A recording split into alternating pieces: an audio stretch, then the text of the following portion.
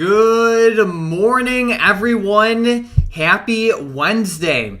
So the market is not moving too much this morning, but growth stocks are holding up relatively well. We had a couple big earnings in after hours yesterday, like Teledoc and SPCE.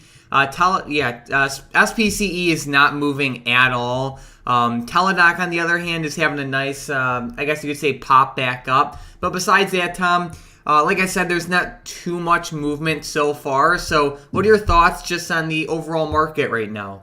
Yeah, I'm actually hoping that we have a pretty good day. You know, the S&P 500 is holding up pretty well so far. I will say, though, it was holding up yesterday morning pretty well also until market open. So hopefully we can just keep up with this good momentum. If we break up above 436, that's the main move I'm looking for today out of the SPY. If we can get up above 436, I'm really hoping to see a nice breakout. If we do fall down below 426, then I'll look for a nice break to the downside. But we're still kind of in that same range that we were in yesterday. Yeah, true that. And kind of like we had yesterday, you know, of course we had the SPY sell off in a pretty big way, like in the middle of the day. And we also had companies like Apple and I guess you can say Microsoft and Tesla sell off also pretty harshly. But we are seeing some of these growth stocks outperform the market, which is good, but it's also kind of expected because they've been, getting pounded so much lately. We can see that we have like Palantir, DraftKings, and even some of these other like China plays up anywhere from like I guess you could say 4 to like 2% today. Yeah, we do. Even like SoFi is having a nice 3% day. It looks like at market open it's coming down a little bit, but yeah, very nice to see these stocks opening up. I know Palantir has been one of the most popular stocks over the past few months, and it looks like they're getting a pretty nice uptrend today. They're already almost at 5%, and it looks like it could maybe continue. They're getting close to that like $11 resistance, so hopefully they can break that, and I think they can given how much momentum we're seeing right now. And then, Mike, we're even seeing like Penn Gaming come back up. I guess some of these hotel/casino stocks are doing pretty good too. Yeah, no doubt about that. Tom, almost every single stock on my watch list is in the green today. The only one that's in the red is Teledoc, which is on its way back up. So, yeah, it's looking pretty decent. How's DWAC doing? Unfortunately, this one's in the red too. It's leading my watch list down 4.7%. But keep in mind, this one had that crazy move in pre-market yesterday and then just started settling down. So this one's probably going to go crazy. As we know, Truth Social launched on the iOS App Store over the weekend, and I'm still not able to get into the app, so I guess that maybe that's kind of why the stock might be going down, but we'll have to see how this one does.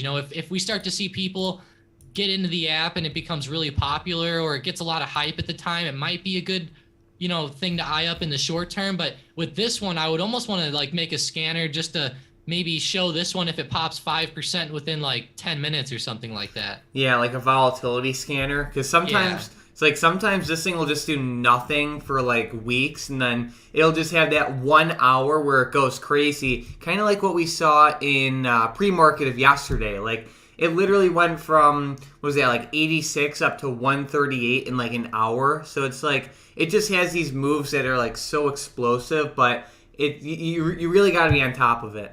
Yeah, you do, and it looks like it's actually coming right back up now. So it was having a bad pre-market, but it is coming back, which is nice. And who knows, it might be a good play if we see it start to break out. But just be wary. The implied volatility on this one is insane, and you'll have to catch it at the right time and be almost spot on with the way the implied volatility is. So it's going to be tough, but I'd recommend just almost playing it with shares. But Mike, like some of these growth stocks like Roblox are also still in the green.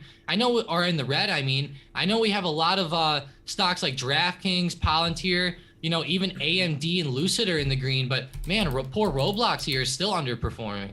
Yeah, that one's been struggling so much lately. I know that it just like fell off a cliff. Hold on, let me pull it up really quickly again, because I was actually looking at this one in pre-market.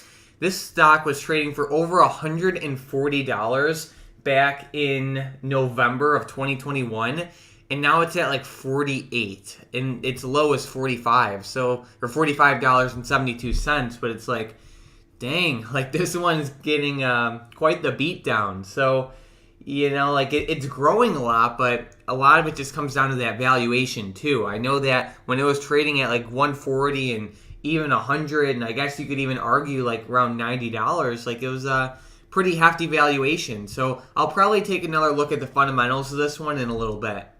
Yeah, and it had that big drop with earnings. So yeah, it might be a good time to buy here under 50. We'll have to definitely eye this one up. I know it's been on such a bad downtrend, Mike. We broke these major support levels. $70 was a big level to break. Once we broke that, I was pretty sad to see this one go down. So definitely not a good mover. And I know even Pelosi had this one, and it looks like she might be getting burned on it if she still has those options, or if her husband does, that is. True. See, the price to sales ratio on Roblox is 14.6, which is still pretty high. And keep in mind, that's after the stock price fell the way it did, and that's including the most recent earnings report, too. So it's like, gosh, I don't know. I mean, it should be fine for the long term, but for the short term, they still have a lot of work to do to justify their current valuation. Yeah, they do. And, they will be getting into the metaverse a lot more. And obviously, they've been working on a lot of stuff. So hopefully it ends up panning out for them. The NFL's been partnering with them. Hopefully we see like the NHL and MLB maybe do that as well. Who knows? Maybe even one day we'll be able to play sports bets on Roblox. I mean, with the way the metaverse is going, I wouldn't be surprised if even DraftKings got a deal with them. Oh my gosh. I mean, they do have some pretty big deals, though, of course, with the NFL and then Nike Land, and they did something with Chipotle, and they had some concerts on their platform, so that's pretty cool. But hold on, Tom. SPCE is popping off. It's up like 13%, and it's starting to run. There we go. Look at SPCE. This is a very nice move. I know this one did pretty good with earnings yesterday, and me and Mike and I were actually looking at this one this morning, and we were like, wow, it didn't really move too much, but I'm glad to see that open. It flew up, Mike. The thing that sucks is look at that implied volatility. Even though the stock's up, the implied volatility dropped like 30%, but it's definitely having a nice intraday move. It's coming back up nicely.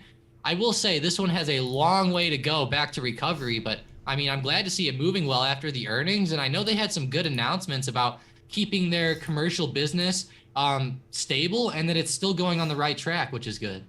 Tom, this is why you don't play options with earnings for speculation. So, if we look at next week's options chain for SPCE, like the 10 strike calls, for example, even though the stock is up almost 11% and the market just opened, those calls are still down 13%. And like even the at the money calls and in the money calls are only up anywhere from like 8% to 20% on like an 11% move in the stock. So it's like, I'm very glad you brought up that point about IV, because it goes to show you that you can be totally right with the stock's movement, but if the pricing's off, you're screwed. Yeah, 100%. That's insane to see that some of those at the money calls only went up like 8 to 20%. That's insane. Like if this stock would have shot up 11% without earnings, those probably would have been up like maybe 200, 300%, possibly even more if the expiration was this week. So that's insane to see with that implied volatility. And it sucks when it drops like that, but I will say SPCE is low enough price that shares would be a good option to play with. And, if you would have gotten 12% on the shares, that would have been pretty good too. Yeah, for sure. Like if you want to play this one to the upside, I think shares are definitely the way to go because of the IV, but also it's like that, like SPCE is at a decent level. Yeah, it is. It's super low, and, it might not be the best or the safest play for the long term, but it's definitely at a good price point now. It's almost down to that all-time low. That all-time low was $6.90. I know we were bouncing right around $7.50 over the past couple of weeks, so definitely at a good discount from all-time highs, of course, but even right there around that good support. And like Tom already said, SPCE is not safe by any means. As we can see just by looking at the stock price, this thing is a giant roller coaster. It went from like 7 up to 62, down to like, 18, all the way back up to like 55, and then all the way back down to like 8. So it's a wild one. It kind of reminds me of like the marijuana stocks in the beginning. Like look at CGC, how it was all over the place for the first couple of years. It looks like SPCE is kind of moving like that, but definitely has that volatile type of chart, Mike. And it can make for some good gains if you catch it at the right time on a nice uptrend, but just make sure you do your due diligence because these stocks are definitely volatile. And with the way the IV is, it's going to be tough to play. Yep. All right, Tom, how's good old DraftKings looking? Looking good. We're actually up 7%. We're rocketing up here at market open. We're breaking above some of these key resistances of the past couple days, like right around $19.50. We actually got rejected there right before market open, but now that the bell rang, we are shooting right back up, which is nice. Like I said, up 7%, and hopefully we keep going. You know, we're starting to fill this gap back up to earnings. I'm just like very curious like what the market's seeing now. Like there have been no major updates from DraftKings from Friday till today, but now all of a sudden everyone's like, "Oh, DraftKings earnings actually weren't bad. Maybe we should invest into them." Like it's like, where were these buyers on Friday?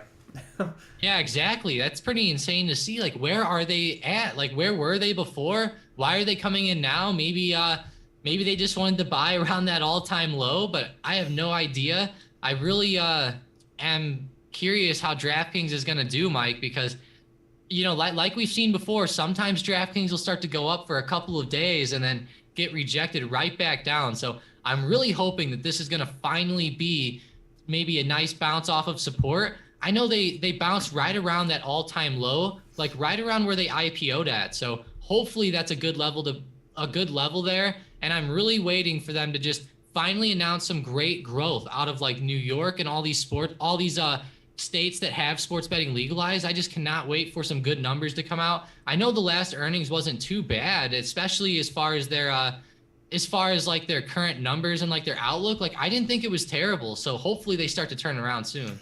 No, I made a whole video on it. I thought it was pretty good. Exactly. Of course, the loss was, you know, it is what it is. But like, I guess the market just. If you guys want to look into the earnings, just rewatch the video I made on Friday. I talk about all the numbers and everything. I'm just kind of salty how like the market's like, all right, well, I forgot about DraftKings on Friday, but now we're just gonna buy into it now. It's like after the stock already dumped. But either way, stock's up 7%. It's a good day. Let's go. Yeah, I'll go ahead and get the link for that video. But yeah, it's definitely flying up. It's doing good. And I hope it keeps going. I will say we're getting close to that $20 resistance. Looks like we're actually on, let me look at like the 1 minute chart, Mike. It looks like we're actually right on $20 just about. So maybe watch for that to be a bit of a resistance level intraday. But other than that, hopefully it continues to break out. And then just like we were talking about before, SPCE just keeps going. Like, man, it's having a good day.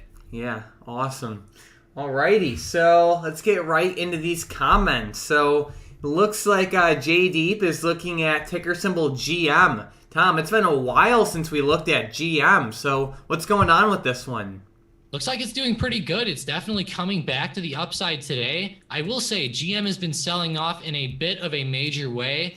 You know, GM's done so good this year with their EV news that's came out. You know, they've been investing a ton in that industry, kind of like Ford. You know, they had a really nice explosion after that big COVID drop. So this downwards movement, you could almost say it's expected.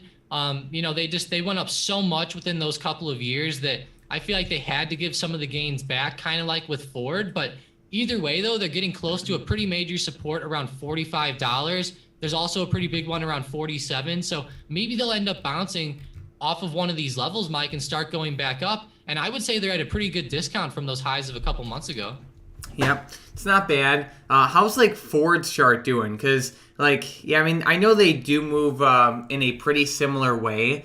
And both Ford and GM have been struggling like a decent amount lately, as other, I guess you can say, auto manufacturers have been. Like, even Tesla's been struggling, and, you know, even like Lucid and NIO. So I feel like the whole auto/car industry has just been taking a hit lately. Yeah, it kind of has. You know, Ford's been going down. Even Tesla has been kind of you know, moving to the downside here. They're kind of confirming off of some bad technicals here to the downside too. So I don't know. I feel like that these car industries personally could go a little bit lower. I'm hoping that we see some bounces on support, like Ford's getting close to 16. GM was getting close to that support around 45. So I'm hoping to see some bounces, but with the way these stocks are starting to move, I wouldn't be surprised if they ended up breaking these maybe to the downside a little bit, like maybe GM will fall to 40. Maybe I could see Ford, coming back, if they fall below 16, maybe down to $14 or something like that. And in Ford's case, like they're still up a ton. Like I can't believe some of the growth that we've seen out of these more established companies. Like Ford's still up 100% from the beginning of 2020 or the beginning of 2021, I mean, which is insane. Yeah, it's crazy. We have Spacely joining up, top of the morning. Sean said XPEV for a day trade if it breaks the pre-market high with the question mark. So what do you think, Tom? He said potentially for a day trade if it breaks the pre-market high. I would say that could be a pretty good level for it to break above today for a day trade. I don't think I would swing it if it broke above that, but it definitely looks like a decent level for a day trade. It kind of double top there. We can see it kind of retested. I would say that pre-market high is right around 36.15. So if we can break above that, I think it would make for a good run today. Maybe safely up towards like 37 or somewhere close to that. I think that would be a pretty safe move, but I'm not leaning to the upside by any means, though. I'm hoping that we see it fly up, but poor XPEV has been beaten down, Mike. Like, they've been having a pretty bad past couple of weeks here. Yep. Alrighty. It's all about that momentum. Like, I think we covered with, what stock was it, Tom? We were just looking at it in yesterday's Oh, no, it was DWAC. That's what it was.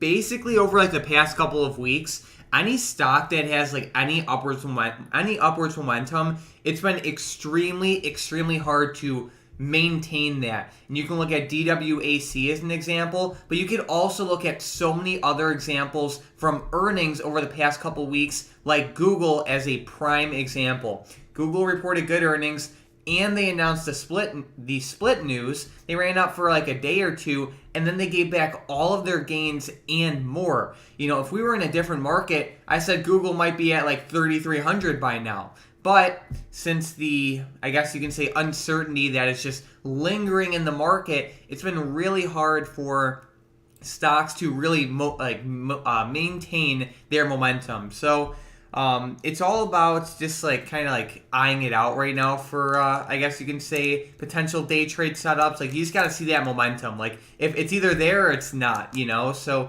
with XPEV, it can be good. Just make sure that those buyers are flowing in, because if there isn't, then it's just going to be like a choppy, slow-moving play. Yeah, exactly. And whenever I look at XPEV, like, they're just so volatile that you have to be careful with them in general anyways, just because of how, like, low their stock price is and how much the percentage of each move is. Like, we can see yesterday, they were down quite a bit. Like, even from market open to market close, they were down like 5%. At, like, the low of day, they were down almost 7%. So definitely a big mover, Mike, and it looks like it definitely caught that momentum almost to the downside today. It's starting to break off in a major way, kind of heading towards that support around 35. So that'll definitely be a big level to look at there. And Mike, like I'm just looking at my watch list here, and some stocks that are on there that's kind of surprising me is Tilray. Look at Tilray, actually up 4% today. I'm not sure this stock's ever gonna come back, but hey, I'm glad to see it up. And if we see some legislation with the marijuana industry or something, maybe these stocks will start to do a little bit better, but they're getting so low, Mike. Like, it's just kind of, like, are these things going to turn into penny stocks soon? Like, what's going on here? It's a matter of time, Tom. That's what it's been looking like. A lot of them already are, but... Yeah, exactly. A lot are so low, I can't even believe it. And, I feel like some of these companies will still do decent over the longer term. It's just, as of right now, like it's taking way too long for this legislation to start to go through. Like people were saying, the Democrats have control of the House and the Senate, so it should be getting done for sure. But for some reason, they're just not pushing the envelope. Yeah.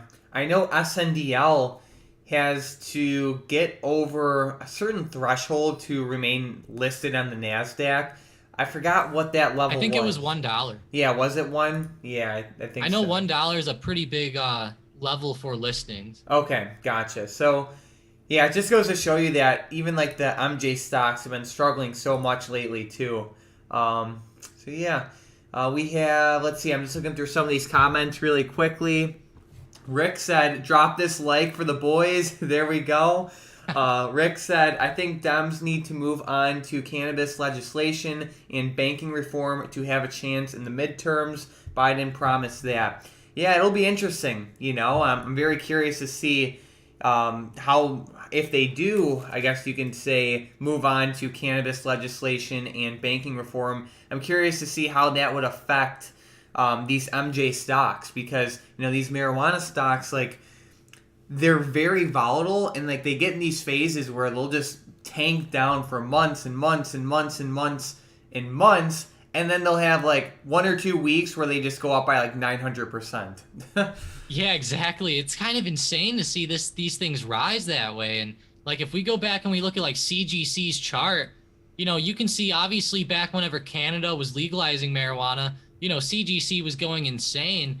But you can see like even over the past couple of years, like CGC had one point where it went from $14 all the way up to $55. Like that was a nice 200 and almost 300% pop, pretty much, Mike, from the low to the high there over those like 3 to 5 months. So pretty insane moves, and I just cannot wait for that legislation to come out either.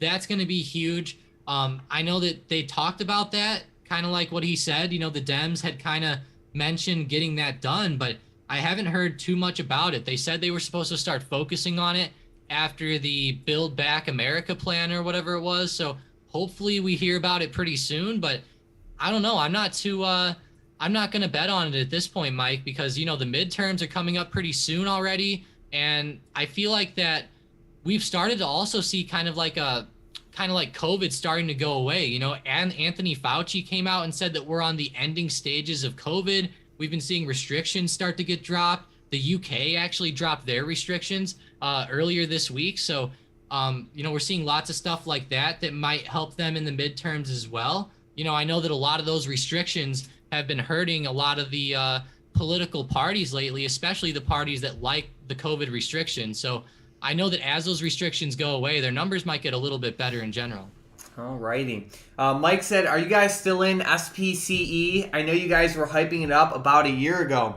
So Tom, I know you used to talk about SPCE all the time. So are you still in it? What are your thoughts? Were you just looking at it for like, was it just like a stock that you were watching? What's going on with it?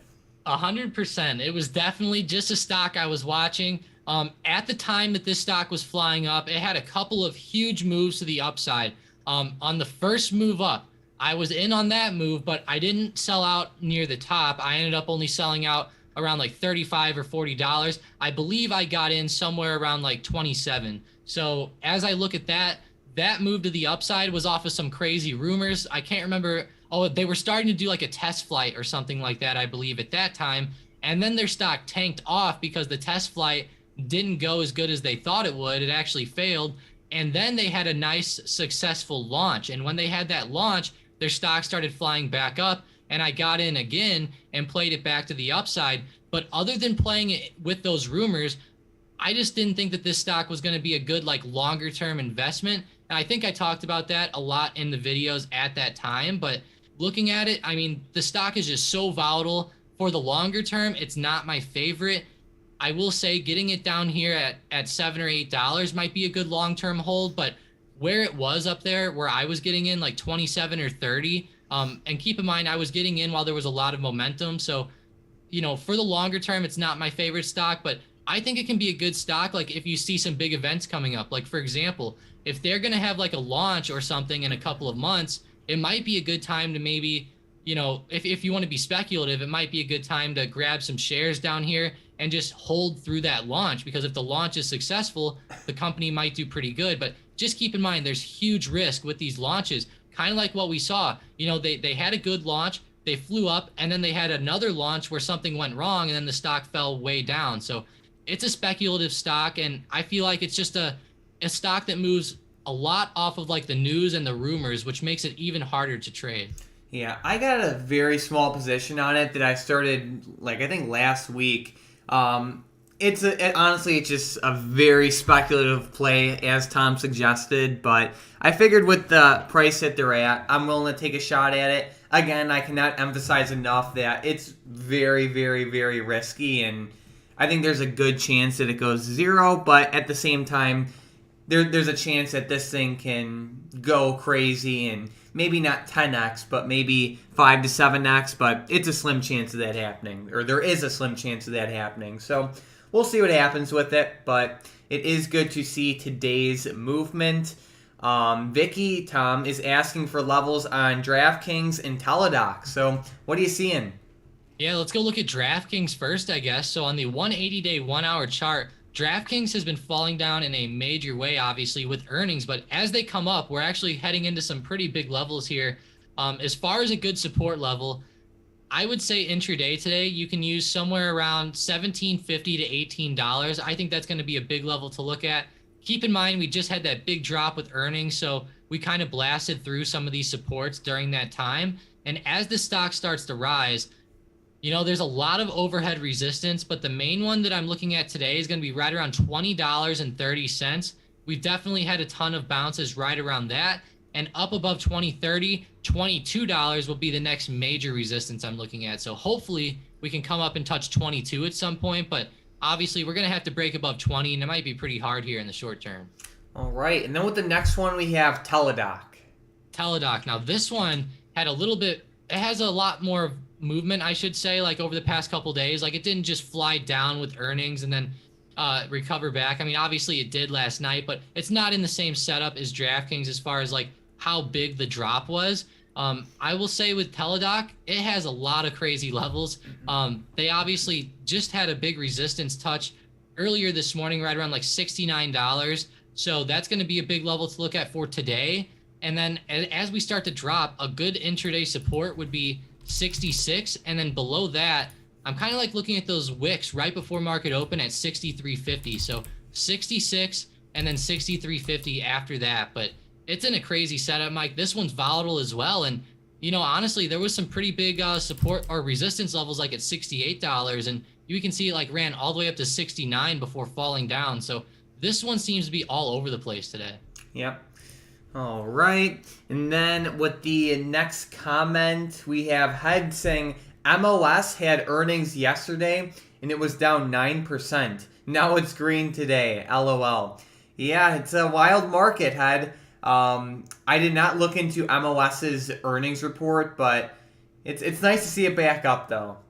Yeah, it is nice to see it recovered up very nicely from 40 all the way back up to 44, almost 45 there. So pretty good recovery. I know we talked about MOS a little bit last week, Mike, and whenever you look at Mosaic on the daily chart, they have been on fire ever since that COVID drop. Like, they really recovered from lows of around $10 to all the way up to highs of like 45. So definitely some pretty crazy moves back up, and I hope it continues, Mike. But with how well they've been rising, I would think that I would almost expect them to consolidate sometime soon.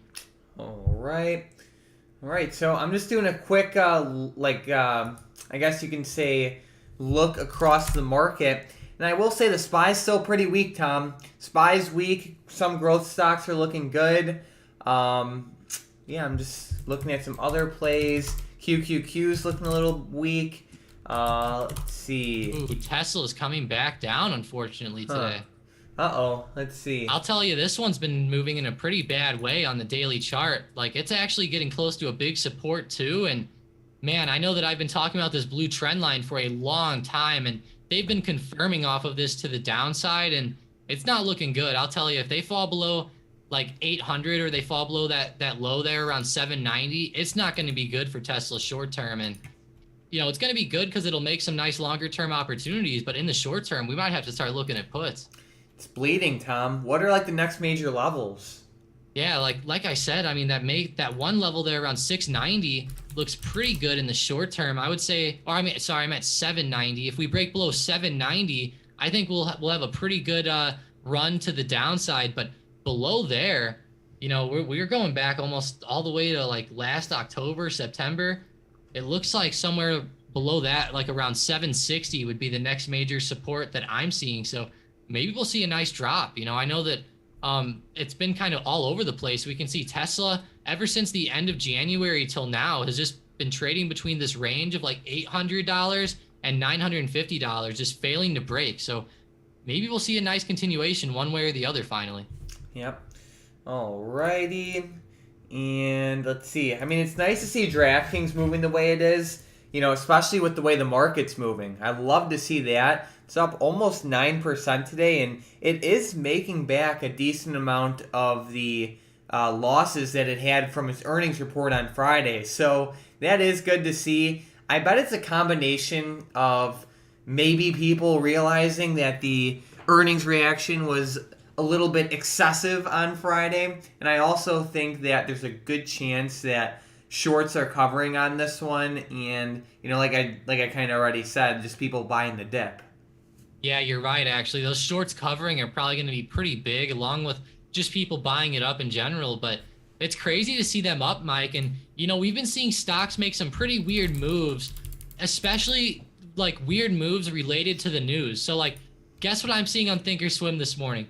Citigroup adjusts DraftKings price target to $35 from $40. So they actually adjusted their price down, and they maintained the buy rating on them, which is good. But they adjusted the price down. We're not seeing any other good news come out, and then the stock goes up. I know that the news doesn't necessarily justify the stock going up or down 100%, but it's pretty crazy to see that sometimes, like, we're seeing stocks fly up on earnings whenever they actually report bad numbers and stuff. Kind of like with DraftKings today, they're flying up, even though Citigroup adjusted their price down, which is insane. I know that 35 is still a lot higher than where we're at now, but still, though, I mean, of course they're going up on a day like some negative news comes out. Yeah, of course. Because I'm looking at FinViz right now, and it says that like the total float for DraftKings is around like 376 million shares. Out of that float, almost 12% of the float is short.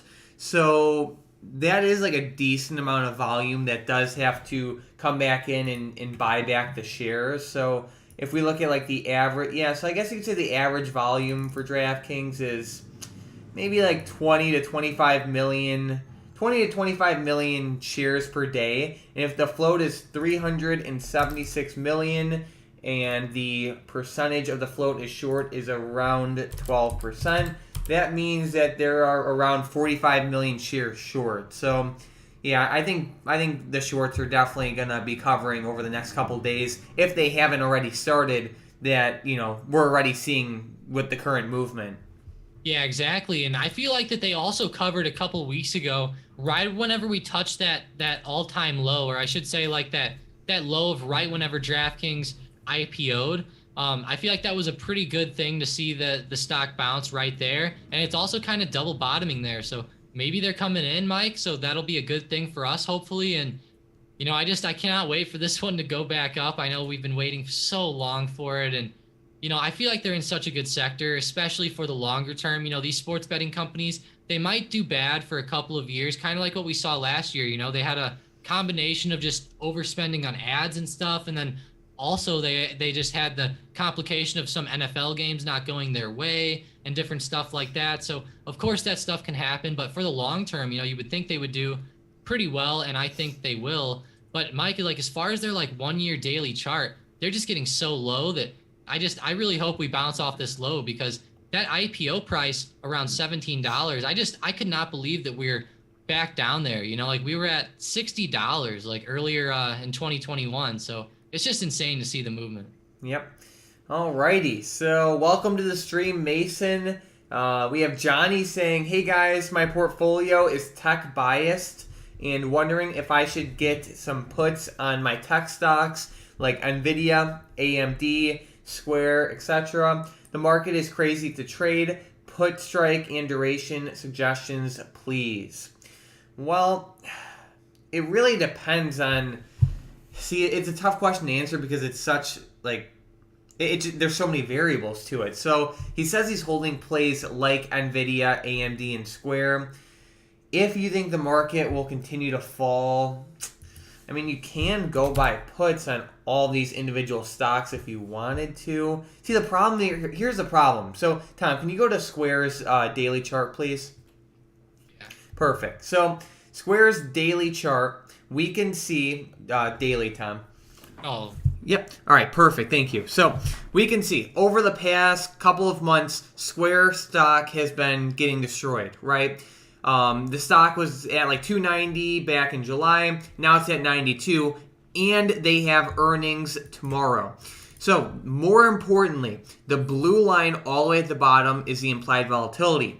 Basically, this represents the relative price of options. and expected volatility for the future. So we can see that skyrocketed over the past couple of months. It went from 40% to over 100%. So if you were to buy puts on this now, it's kind of like buying insurance on a house that's already burned to the ground, kind of. Kind of. But the point is that, like, getting puts now, while yes, they will protect you a little bit, it's like you're paying one really big premium for that insurance policy, we can say. So, if we look at some of these options on Square, you would want at least probably, if they're a protective put, probably at least till May, because the next closest expiration besides May is April. So let's say you went out to May, and then let's say you bought the 80 strike puts. It's like you're gonna pay almost $900 for those. So I don't think you should be buying puts on these at this point. Like, maybe for AMD and Nvidia it could be decent. Maybe you get puts on SMH, which is like the semiconductor ETF. Maybe you do some put debit spreads or something like that. I just feel like buying a naked put, especially on Square, it can work, but it's like the price you pay it's steep. Yeah, and Square's is pretty insane. This implied volatility is just straight up insane with the way it's went up. I mean, since the beginning of the year, the implied volatilities went up almost 100%. So it's insane to see how much it's up, and the stock price just continues to go lower, which seems to be driving the IV up even higher. So be really careful with Square. I will say they also have earnings coming up tomorrow. So I don't think it would be a good idea to buy a put right before those earnings come out, especially considering that Square is kind of getting into the crypto sector and all this other stuff. I'm kind of interested to see what they're going to talk about in that earnings report. I know that they've been talking about getting into some pretty crazy stuff, and Twitter's old CEO, Jack Dorsey, actually left Twitter to focus on Square or Block. So maybe we'll see them do good with earnings, but either way, I don't think getting a put on this one's too smart either, Mike. Even if it does continue down, like you said, the risk almost outweighs the reward in this scenario. And then also, whenever I go look at AMD, I like puts on this one better, but still the IV is still pretty high. But I will say the pricing on AMD is a lot better. You can get some May at the money puts for somewhere close to $1,400, maybe $1,200, somewhere between there. So I think that's decent, at least if you have a lot of shares of AMD. But keep in mind, I would probably only get puts on these if I had at least 100 shares or something like that of AMD. Then I would probably entertain getting some puts. But other than that, I might just wait. I would almost just wait it out. AMD's off. It's actually down quite a bit from its all-time high. It was at 164. It actually fell all the way down and retested $100. And initially, this doesn't look like the biggest move, but that was a pretty good 38, almost 40% drop there. So pretty big move out of a big tech stock. And I'm not saying they're going to recover up right away, but this would be one stock that I would think would recover up sooner than most other stocks that are down. Yeah. So if you wanted to hedge AMD and Nvidia, the puts aren't as bad on those ones. So maybe you went out to, let's say maybe you went out to July or September, and instead of a full protective put, maybe you did a put debit spread because of how the options are still relatively expensive. This will not give you a full protective put hedge, but it will hedge most of the risk. But with Square though, it can fall more, but I feel like at this point it's not a smart move to buy puts. Anything can happen, but it's just the price you're paying is kind of insane. So I would stay away from that one. And related to specific tech hedges, the QQQ is pretty good. The options are very liquid, and on top of that, the IV is while it's kind of high on QQQ right now, it's nowhere near what we're seeing with Square. Yeah, exactly. And I feel like that it'll be a lot better of a way to just maybe get some puts on QQQ if you really wanted something like that, rather than using those companies. I think that's definitely the way to go, Mike. And personally, that's what I like to do in my portfolio a lot, is just grab either the SPY or the QQQ and just play those options, because like you said, they're also there's a lot of volume in those options, and it's very easy to get filled and stuff. So I like that. And it looks like also, like, as far as the QQQ goes, Mike, like, it's even in a pretty decent setup. Like, it's kind of double bottoming down here right around 335. Honestly, it might not be a bad, like, breakout play. Like, if you just see it break below, it might be a good entry if you can catch it at the right time. And then something very important I want to say related to hedges is make the decision now how you're going to react if the market pops up 5% next week. Because if we look at QQQ, of course, there's a bunch of fear in the market right now. But, like, let's say you're looking at it and you're saying to yourself, all right, I'm going to buy QQQ puts to hedge my portfolio. This is basically going to act as an insurance policy. What you don't want to do is buy the puts now while the QQQ is at 338. And then let's say if QQQ pops back up to, like, 380 next week. And then you close out. Like, that's just, like, it's not how hedging is supposed to be done, and I see this all the time. Like, if you're going to hedge, stick to the hedge and let it protect your portfolio. If you need to adjust your deltas or I need to adjust your options in any way, go for it. But if just make the decision if you're going to hedge or you're not going to hedge. Because if you, like, hesitate, you're just going to get screwed over, because you'll buy the hedge when fear is high, and then you'll close it when everyone's happy, and then when fear comes back along, the insurance policy, you can say, will be expensive again. So definitely keep that in mind, because I see that mistake happen a lot. Yeah, that is a really good point, Mike. That happens all the time. And like you said, we're in that exact scenario right now. You know, Square's starting to break down in a major way. And honestly, like, if we're being honest with ourselves, you probably should have had a hedge, in place a while ago. Like, it's been going down a long time now. I don't know how long you've had the shares for. If you just got them, then it would make more sense. But, this stock's already down quite a bit. Like, if anything, Mike, personally, I'm almost buying shares here for the longer term rather than playing anything to the downside. For sure. Alrighty. We have Head saying, been wondering whose screen we are looking at. Is it Tom's? Yes, this is Tom's screen. For sure. And then we have B Trading saying, Fastly is one of my speculative plays. I think will recover nicely. I don't really follow it too much, so I don't really have too much input on this. But, yeah, the chart's been pretty rough. Yes, it has. I was actually eyeing this one up with their earnings, and I was hoping that they would end up holding somewhere around $30, because that was a huge resistance there. But I guess that resistance played out, and the stock just ended up dropping right off to the downside. Those earnings definitely were not as good as the market wanted. I know that we've been seeing some pretty good numbers lately, Mike, for the longer term, but it seems like the market hasn't really been caring too much. So I guess maybe their guidance was bad or something, but we'll just have to eye up what exactly happened. But definitely not my favorite move either. Unfortunately, it just fell down to $18, and it just, it sucks to see it continue. We've been seeing other stocks do this too. It's not just Fastly that's been continuing down. Like we just talked about Square, they're another one that's been continuing down too. So, if we're going to hate on Fastly, we almost need to hate on Square the same way. Yep. I know I like Square better personally myself, but the chart movement's very similar. Yeah, for sure. We have Head saying, is it Tom who's typing? You can hear the keyboard. No, it's probably me, to be honest. My keyboard is a little loud. I need to adjust that in the microphone settings. But of course, it's both of us. But I think it's mainly me. Yeah, I don't know. Here, I'll actually test it. So I'll type in at the top DKNG really fast.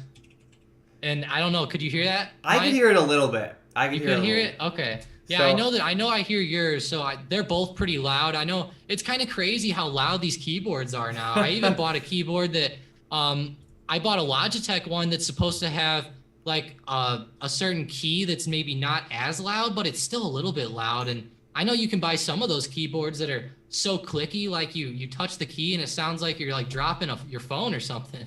Yeah, for sure.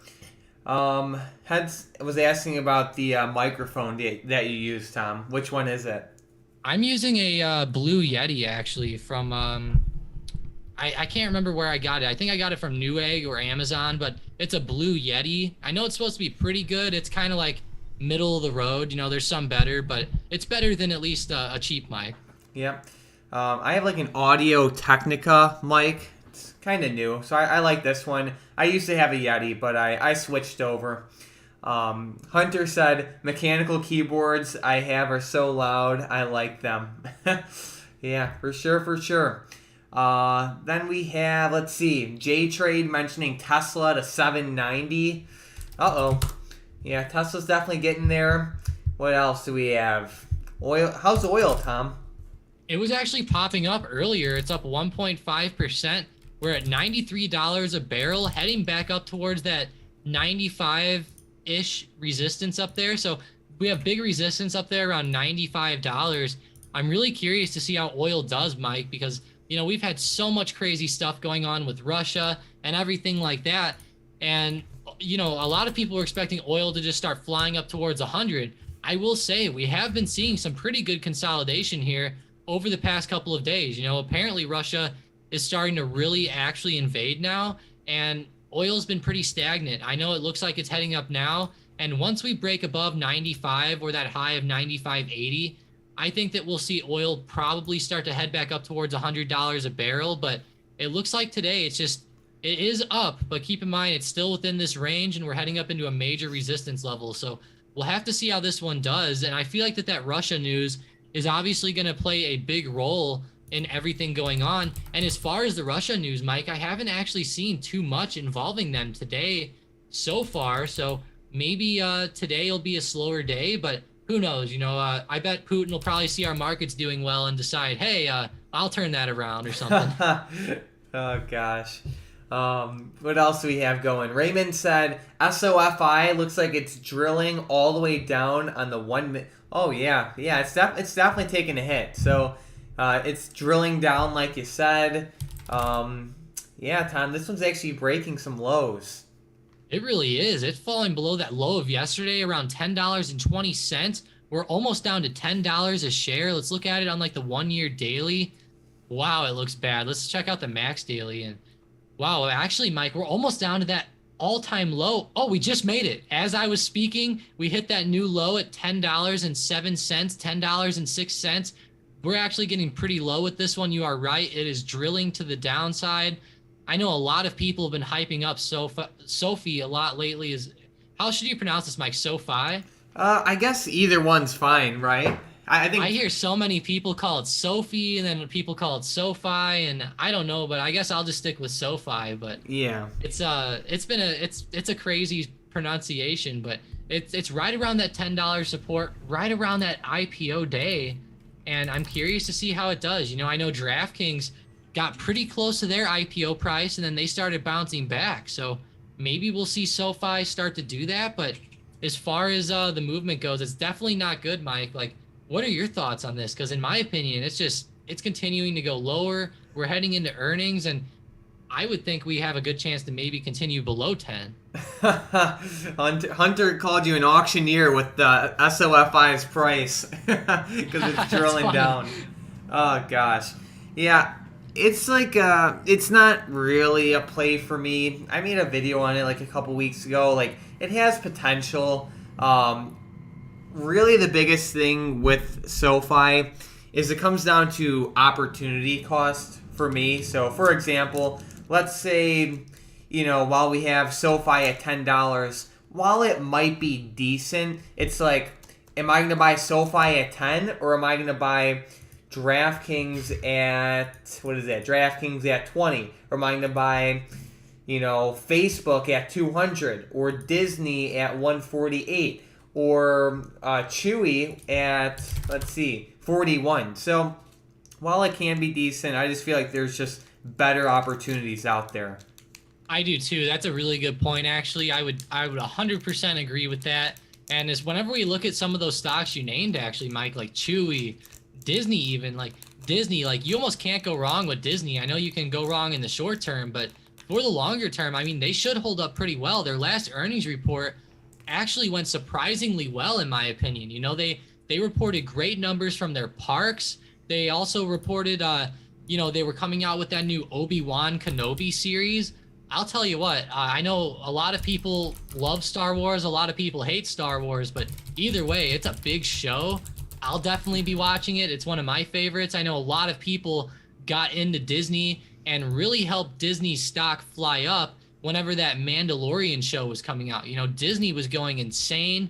They were all the way up to $200 a share as that show was coming out. So it was insane to see how good they were doing. I really hope that this next Star Wars series helps them do that well also. And, they're coming out with movies, and that's just the whole point. They're such a solid company, and they're so low right now that you almost, like if you're going to look at two different stocks, like it's really hard to not grab Disney almost over anything else just because of how established they are, how well their fundamentals go, and then they're just always innovators. Like Mike, I know you've been hitting on this for months. They have that potential deal between ESPN and DraftKings or Caesars or whoever gets it, but they're going to get into that sports betting industry, and that just shows how big of innovators they are. And plus, like you also said, Mike, a couple of months ago, there's some VR capabilities that are coming into the parks now, so it's getting crazy with Disney. Yeah, VR/metaverse. So should be interesting.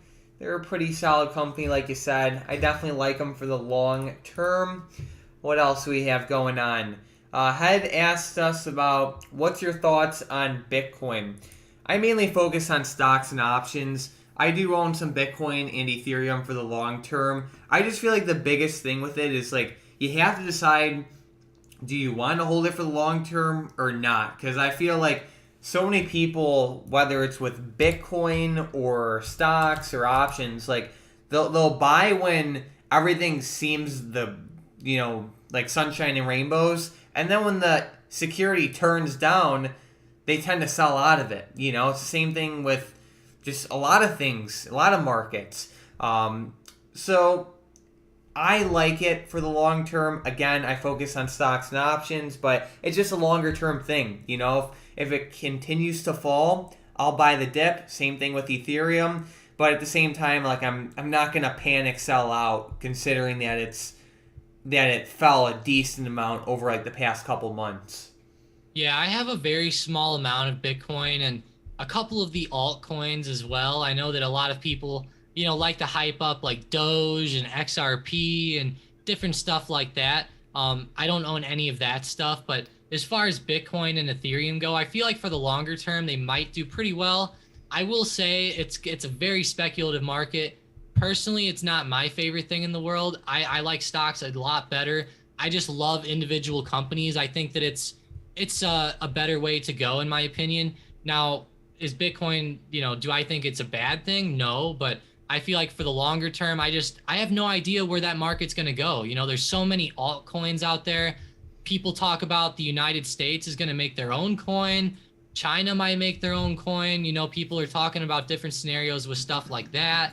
So it's kind of crazy. Plus, the thing that worries me, Mike, is that we're starting to see so many coins come onto the market that it's kind of like getting oversaturated. And I'm really glad to see that like Bitcoin and Ethereum are still doing decent, but some of those altcoins are so volatile that it's kind of insane. I know that Bitcoin and Ethereum might have been like that more of in the beginning, but it's crazy to see how like I don't even want to say some of the names of these coins, Mike. We might get banned or something with the way these names are. Like I can't even, like there's like weird coins that have to do with like body parts and like all types of stuff, guys. So I don't know. I think Bitcoin and the main few will be decent for the long term, but just keep in mind, it's a very speculative market.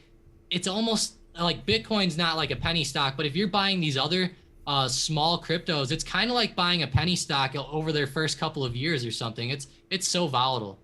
Tom, I think there might be a cryptocurrency for every single word you can think of, literally. Like I've seen some of these names like you suggested. I'm like, how do people even buy these? Like one I guess you could say friendly example is like someone will be like pumping a coin called legit Poo Coin. I'm like, who's buying Poo Coin? It's like, and that's the friendliest names we could think of. Keep in mind. So yeah, there's been a lot more vulgar names, but yeah, it's interesting. But regarding Bitcoin and stuff, I thought it was very interesting how like over like the past, I guess, couple of years especially, the entire crypto market has been on an insane bull run, and some of like the people who are strong advocates for like cryptocurrencies and Bitcoin specifically, a lot of times they preach that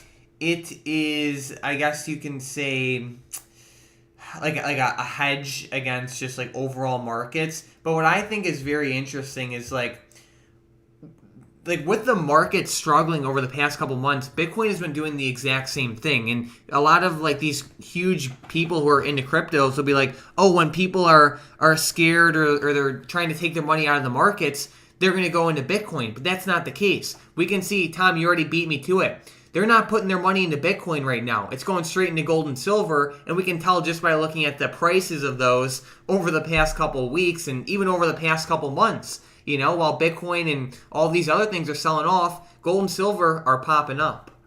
Yeah, exactly. And, I've been seeing tons of people come out and say, is cryptocurrency the new gold? Bitcoin is the new hedge against inflation. Everyone's been coming out and saying that over the past couple of years, but you're right. It's definitely not happening. Bitcoin's kind of falling off with the market, which can be good and bad. Personally, Mike, I think that's a good thing because the market goes up more than it goes, it generally in history has went up more than it's went down. So hopefully that shows that Bitcoin will also keep going up, which is good. But you're right. That's an insane thing to say because I've been seeing tons of people say this. And I actually have an article pulled up right now. And this is from it looks like the UK Times or something like this. But either way, they're quoting Goldman Sachs. Goldman Sachs said Bitcoin could be the new gold. And I know that they said it could be, but, I've seen so many other articles and analysts saying that, everyone's saying, I'm not even buying gold anymore. I'm buying Bitcoin and all this stuff. But it's definitely not playing out that way, Mike. That's a really good point, actually. And that's just such a good thing to talk about because people have been saying that, you're right, for the past couple of years. And it seems like Bitcoin is, like you said, following the overall market, but also kind of following the growth sector. Yeah.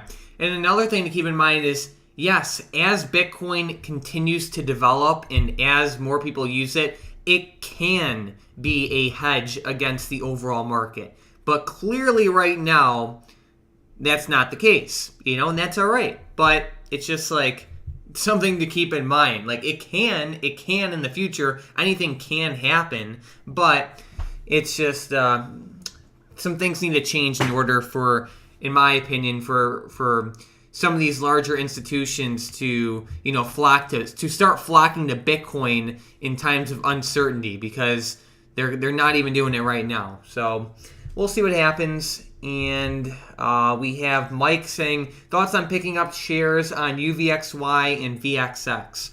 It's good if you want to protect your portfolio from a major downturn with the overall market. Keep in mind that most of the time VXX and UVXY fall. So, but sometimes they rocket up. So it can be good just if you do it consistently. Like if you're always buying VXX and UVXY, the account will suffer. I'm trying to think what else I wanted to say with this one. Be smart with your position sizing. Just keep in mind that a lot of times these ETFs do fall. What I've done in the past, I'm not saying it's right or wrong, but let's say you're looking at the USA, Russia, Ukraine crisis, and you're thinking, all right, I think there's a decent chance that the market tanks off, and I want to protect myself or make this a trade or whatever. You can always buy puts on your individual stocks as long as IV isn't too high. But you can also just buy like pretty far out of the money VIX calls. So if anything crazy did happen, it's kind of like a small risk, high reward setup. So for example, let's say you think there's like a small chance of like bad things happening. You might go to like VXX and you might get like the VXX 35 strike calls that expire in like a year, and those will be relatively cheap. Yeah, those will be relatively cheap. Well, actually, they're not even cheap. Never mind. The pricing isn't even that good on them. So what I was going to say is if you go far out of the money, even though you're really likely to lose, if VXX does explode up, you would have insane returns, but the pricing actually is kind of high, so never mind. Yeah, that's pretty insane to see that the pricing is still high on these. I know the implied volatility is pretty high, but generally it's fairly cheap, like you said, just from looking at it in the past. But yeah, I mean, I think it would be a pretty good way, or I think it would be a good hedge. Keep in mind, UVXY moves more than VXX, so I don't know which one you would rather have. Personally, I always just get VXX, but I know UVXY can be very good as well. And Mike, like, what would your thoughts be as far as, like, let's say all the Russia-Ukraine news going on right now? Like, let's say you have a portfolio and you have some DraftKings, maybe some Apple, maybe some Disney, maybe a couple other growth stocks thrown in there too. Would you think that maybe just grabbing maybe like 100 shares of VXX and maybe holding it for a couple weeks till the Russia situation goes away maybe would be a smart move? Or do you think maybe getting like a leap would be a better way to go? I don't think hedging with VXX would be a smart move in that scenario. For example, while we have the market down 0.4% today, some will say that the market is tanking down. We have DraftKings up like over 8%. So it's like, let's say you're holding DraftKings shares and Disney and all these other things. VXX doesn't really move with them too much. So I think it all comes down to how much exposure you have to the S&P 500. If you're holding DraftKings and these other plays, I'll tell you right now, you don't have much exposure to the S&P 500. DraftKings and a lot of these other growth stocks have not been moving with the S&P 500. However, if you're holding, if you have a heavier weighting in stocks like Apple, Microsoft, maybe QQQ, maybe Nvidia, Google, things like that, buying VXX would be a different story. And in that case, I would probably just get VXX shares at this point because of the options pricing. Like, I was just looking at the 35 strike calls for January of 2023 for VXX, and those are trading for around $700 right now. So it's just like to break even, you need it at least at 42 just to break even. So I feel like shares would be ideal if and only if you have exposure to the S&P 500. Yeah, but like, let's say even if you don't have exposure, like, it still might be a good play with Russia and stuff going on, though, right? Yes, it can still be a good play with Russia, but it wouldn't be a hedge then, Yeah, exactly. Yeah, that makes sense. It wouldn't be a hedge, but it could just, move up, obviously, with all the volatility going on. Right, But exactly. Okay, that makes more sense. But yeah, looking at it, I mean, it's definitely starting to get some good momentum. Like last week, it was moving pretty good. I will say, Mike, though, I've seen VXX move a lot more in the past, than it moved over the past couple weeks also. And like, I know that the SPY has moved a lot more also. Like, if we go in the history and we look at like the SPY on the max daily chart, you can see like back in 2018, the beginning of 2019, during the China crash, the SPY had a big drop. I know VXX exploded during that drop. Obviously during COVID, VXX exploded as well. I'm really curious, like, if the SPY starts to fall below this major support level of like 420, I could see the VXX starting to fly up again in a major way. But I would honestly just be really careful with it. Like Mike said, it's a volatile play. And if it does fall below this, it might be good in the short term, but don't hold it long term. Whatever you do, don't hold VXX, because big institutions short that continually. And it's almost impossible to short because the shorts play out almost 100% of the time if you have enough money to cover yourself with it. Yeah, I've tried to short VXX in the past, and it's a hard to borrow ETF or ETN, which obviously makes sense, just like you said, Tom. And it's like so many institutions short it to the point where even if you could find shares to short on this one, the interest you have to pay is insane. But yeah, you're 100% right with that. I have a whole story about that situation. Yeah, true. Gosh.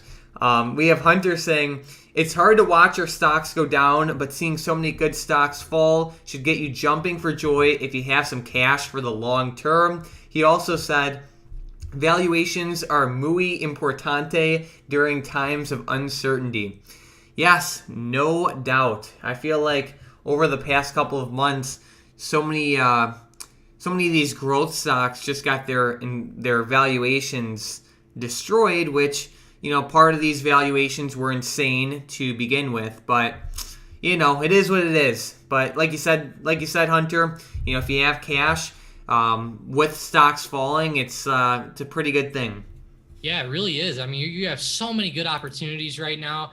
It's going to be huge. And, a lot of these stocks have fallen down a ton, and some probably still have a lot of room to go. So just keep that in mind also. Like we said, those valuations are going to be very, very important. Once the market starts turning around, if we start seeing growth like Zoom, DraftKings, and growth across the board start going back up and it gets the hype back, maybe we'll start to see people, flock back into these, and then maybe the valuations will start to get crazy again. So this is a good thing to just keep in mind for the future. Like whenever you see these stocks flying, it's always better to be greedy when others are fearful than to be fearful when others are greedy. So just keep that in mind. I know we've been saying that a ton the past few months, but it seems like right now is a very important time for that, because like you said, Mike, we're getting lots of questions about potential hedges right now in case stuff keeps going down or stuff like that. But a lot of things are already down so much that it's like, can they even continue much lower? Like in Square's case or DraftKings case or whatever it is, like at some point these are going to start turning around, and I can't wait for it. And hopefully the valuations start catching back up to the normality that it should be. Yep. All right. Vicky said hit the like, guys. So yeah, if you guys like the stream, definitely make sure to demolish that like button. Tom, we have Head asking about your VIX story. So I know you already shared it a lot of times before, but I don't know if you'd like to share it again. Oh, I guess I will, but it's a bad story, Head. So I had been trading for about maybe 6 months at the time, and I was trading VXX, and I wonder if I can even go back and look at it. Okay, I can't, because VXX, they kind of like went off the market for a while, and then they came back because they had a weird reverse split situation and all this. So I can't really show it, but I'll do it on the S&P 500. So we can see we're looking at the S&P 500 on the max weekly chart, and we can see that pretty much in 2018, there was a big drop with some bad China news. So at the time, Trump was announcing tariffs on China, and China was announcing tariffs on us, and the economy was tanking off to the downside. So what I did is that as this was going down, pretty much VXX is always decaying. If you guys look into VXX is always decaying in the longer term. It's the way it's set up because of the way it moves, like with the VIX futures and everything like that. So it's always decaying in the long term. We can see that, it was at $3.15 with COVID. Now we're at $17. So it definitely has some crazy moves to the downside and the upside. But the issue is that for example, like with this COVID crash, you can see VXX started to go up right here. So what I did was on the way up, I started shorting VXX as a longer term position. And at the time, VXX was at like $10 a share. So what happened was I shorted like right here, but there was an insane announcement with China overnight one night. And whenever that announcement came out, VIX went from like $15 a share up to like $50 a share in after hours that day. And obviously, I was short like probably like 10 grand worth of VXX at the time. And the thing just flew up. So it flew up so much that I ended up getting margin called at one point over the next couple of days. Like it ended up going from 50 then up to like 65 and then up to 70. And on the way up, I was a new trader at the time. So what did I do? I kept averaging in, averaging into a crazy short position nonetheless. So then eventually it got so high that I got more margin called and got screwed on it. So long story short, don't short the VIX unless you have enough money to protect yourself. But also be very careful of when you short it, because if you short it and then a crazy event happens, you can get screwed in a major way. VIX has some crazy moves like we're seeing here. It went from $50 a share up to $3.15 within just a couple of days, and it's moved even crazier before. Yep. Live and learn, Tom. Everyone makes those dumb mistakes, but yeah, exactly. It's nothing I'm too worried about. I was brand new at the time, and I'll be honest. I even remember messaging Mike, and I was like, Mike, like, what do I do? I'm like, I messed up, and Mike's like, get out of it. And I was like, I think I'm just gonna average in, Mike. I'm good. You know how everybody is in their first 6 months of trading. I thought I knew everything, but I just wanted to bring up the story because it's a pretty crazy thing. I'm glad you asked about it, Head, because it's definitely a good learning experience for people. Because whenever you're new to the market, just be really careful with stuff. And to be honest, if I just would have bought AMD shares and held it ever since then, I would be doing so much better right now. But that just goes to show long-term positions are very important to get into. And right now, we actually have a lot of opportunities for those. Absolutely. So thank you guys so much for joining today's stream. We had a great time. The market's all over the place, but DraftKings is looking pretty good. So I would say it's a pretty good day so far. DraftKings is in the green by, what is that, 10%? So there we go.